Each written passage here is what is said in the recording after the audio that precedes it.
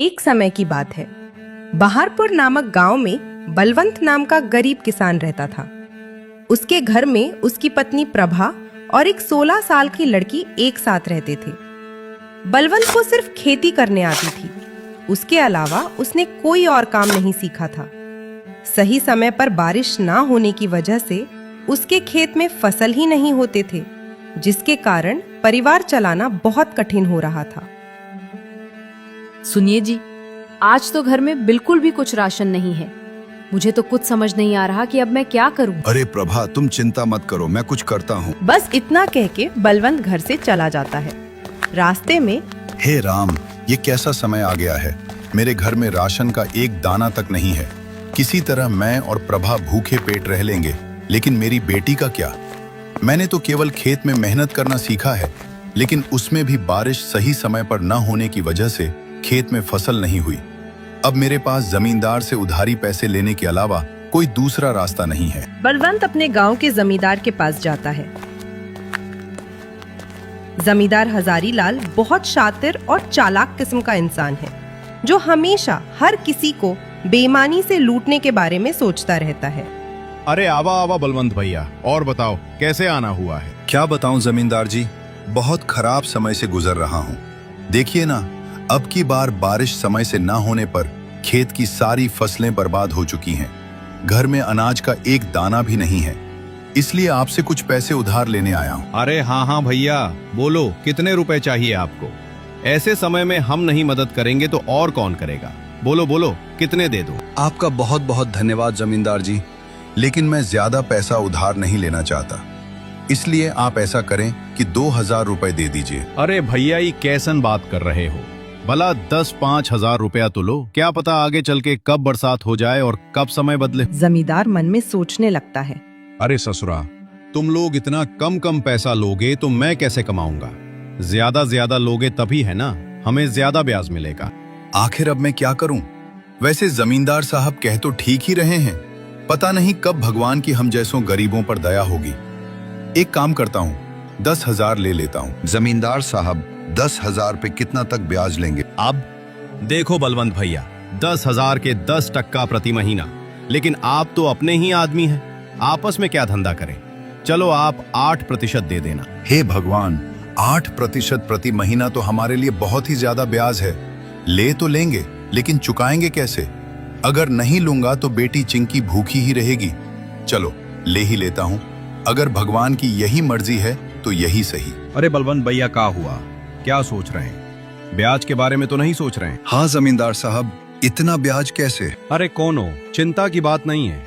देखिए आप तो अपने हैं, आराम से चुकाइएगा। कहिए क्या कहते हैं। अच्छा ठीक है, दे दीजिए। बलवंत उस जमींदार से 10,000 रुपया उधार लेकर चला जाता है। बलवंत जल्दी जल्दी बाजार से सामान लेके घर के लिए वापस आ जाता है। घर पहुंचते ही प्रभा बलवंत के हाथ में सामान देखकर खुश हो जाती है और कहती है, अजी ये सब सामान पैसे कहाँ से मिले जी। देखो प्रभा, मुझे पता है तुम मुझ पर गुस्सा करोगी, लेकिन मेरे पास और कोई चारा भी नहीं था। मैं समझ गई जी, आपने किसी से उधारी पैसे लिए होंगे, पर कोई बात नहीं, मैं भी वही सोच रही थी। लेकिन ऐसे समय में गांव में किसी के पास देने के लिए पैसे नहीं है, तो क्या आप जमींदार से उधारी पैसे लेके आए हो। हाँ प्रभा, लेकिन तुम चिंता मत करना, भगवान के घर देर है अंधेर नहीं। अभी इस वक्त मेरी बेटी से बढ़ के और कुछ नहीं है मेरे लिए। हाँ आप कह तो सही रहे हो, लेकिन वो जमींदार बहुत चालाक और बेईमान है। वो बहुत ज्यादा ब्याज लेता है और समय पर पैसे ना देने पर खेत या घर छीन लेता है। आपने कितने रुपए उधार लिए। मैंने तो 2000 ही मांगे थे, पर उसने कम से कम 10,000 या उससे ऊपर लेने को बोला, इसलिए मैंने 10,000 ले लिए। सुनो ना प्रभा, अब मेरी बेटी के आने का टाइम हो गया है।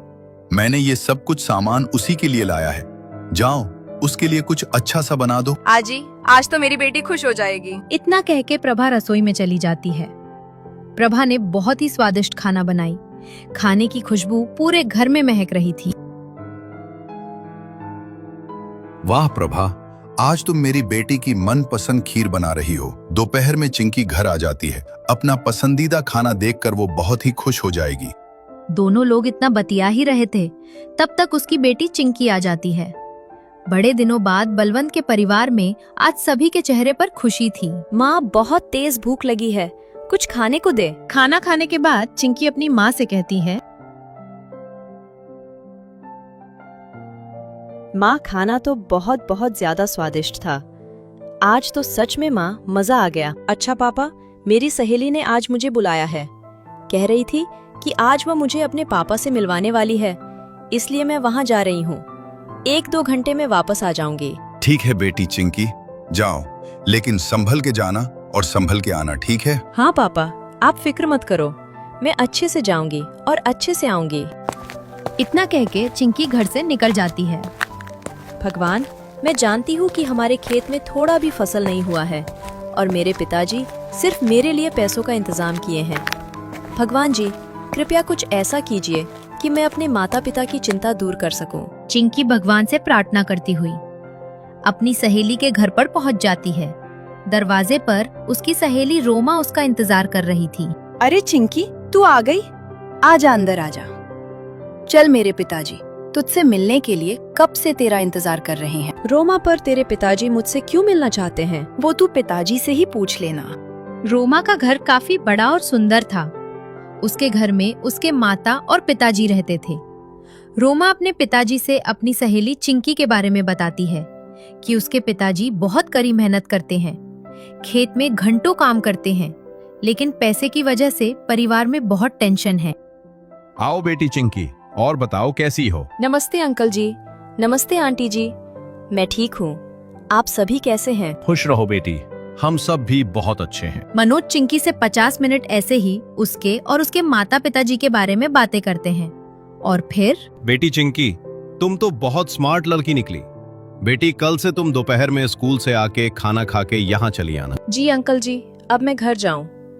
लेकिन अंकल जी, घर पर भी थोड़ी बहुत काम कर लेती हूँ, जिससे माँ बापू की थोड़ी बहुत मदद हो जाती है। देखो बेटी चिंकी, पहले तो तुम ये टेंशन वेंशन छोड़ो।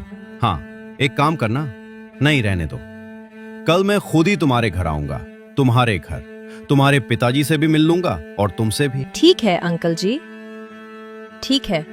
अच्छा, तो मैं अब चलती हूँ, पिताजी घर पर परेशान हो रहे होंगे। ठीक है बेटी, ध्यान से संभल के जाना। जी अंकल, मैं एकदम संभल के जाऊंगी। उतने में रोमा की मम्मी बोली, बेटी चिंकी, ये लेती जाओ, घर पे खा लेना। नहीं आंटी, इसे मैं नहीं ले सकती। अरे बेटी, ले लो। देखो तुम्हारी सुशीला आंटी कितने प्यार से दे रही है। चिंकी वो थैली ले लेती है, पर उसे समझ नहीं आता कि रोमा के पिताजी उसके पिताजी से क्यों मिलना चाहते हैं। मनोज अंकल तो बहुत अच्छे हैं, उन्होंने मुझसे कितने प्यार से बात किए, और आंटी भी बहुत अच्छी हैं। उन्होंने मेरा कितना ख्याल रखा, पर वो मेरे पिताजी से क्यों मिलना चाहते हैं? यही सब सोचते हुए चिंकी घर पहुंची और उसने रोमा के माता और पिताजी के बारे में अपने माता पिता से बताया। देखो प्रभा, हमारी बेटी चिंकी को कितनी अच्छी सहेली मिली है। चलो बेटी, ठीक है, तो कल आएंगे रोमा के पिताजी। हाँ पिताजी। अगले दिन दोपहर में रोमा अपने पापा को चिंकी के घर ले आती। अरे बेटी चिंकी, घर में नहीं बुलाओगी? भाई साहब, चिंकी अंदर है, मैं उसकी माँ हूँ, आइए अंदर आइए। अरे जी देखो, हमारी चिंकी की सहेली और उनके पापा आए हैं। चिंकी फट से सोमा के पापा के लिए दूध वाली चाय बनाकर ले आती है। चाय पीने के बाद मनोज जी बलवंत जी से कहते हैं, सुनिए बलवंत जी, मैं आपसे थोड़ी बात करना चाहता हूँ। जी सर, कहिए, क्या कहना चाहते हैं? जी, आप मुझे सर मत कहिए, मैं भी आपके दोस्त जैसा हूँ, इसलिए मुझे मनोज कह के बुलाइए। अरे अच्छा, ठीक है। मनोज जी बोलिए, आप क्या कहना चाहते हैं? मनोज बलवंत को घर से थोड़ा बाहर ले जाकर कहते, बलवंत जी, मेरी बेटी रोमा चिंकी को अपनी बहुत अच्छी सहेली मानती है। उसने मुझे बताया कि चिंकी बहुत समझदार और अच्छी लड़की है, पर गरीबी के कारण से वो पढ़ाई छोड़ने की बातें कर रही थी। भगवान की दया से अब जाकर हमारी बेटी रोमा खुश रहने लगी है। उसका सबसे बड़ा कारण आपकी बेटी चिंकी है। नहीं तो पहले वो सिर्फ अकेली ही रहती थी, क्योंकि उससे कोई दोस्ती ही नहीं करना चाहते थे। अब चूंकि आपके रोमा के कारण से मेरी बेटी खुश है, इसीलिए मैं उसकी पढ़ाई की फीस भरना चाहता हूँ। आप अब टेंशन भूल जाइए, समझे? बलवंत की आंखों में आंसू आ जाते हैं। आपका बहुत बहुत धन्यवाद मनोज जी, आपने मेरी चिंता दूर कर दी। बस उस दिन से चिंकी की पढ़ाई की चिंता दूर हुई। अब चिंकी रोमा के घर खेलने जाने लगी। ऐसे ही एक दिन रोमा के पापा कहते हैं, बेटा तुम दोनों बताओ, तुम में से कौन शेयर मार्केट के बारे में जानता है? चिंकी बेटी, पहले तुम बताओ। अंकल, मैं शेयर मार्केट के बारे में पहली बार सुन रही हूँ। ये क्या होता है? और पापा, मैं बस इतना जानती हूँ कि शेयर मार्केट में शेयर खरीदा और बेचा जाता है। अच्छा सुनो, अब कल से तुम दोनों मेरे साथ आधा घंटा बैठोगी। मैं तुम दोनों को अब शेयर मार्केट के बारे में बताऊंगा।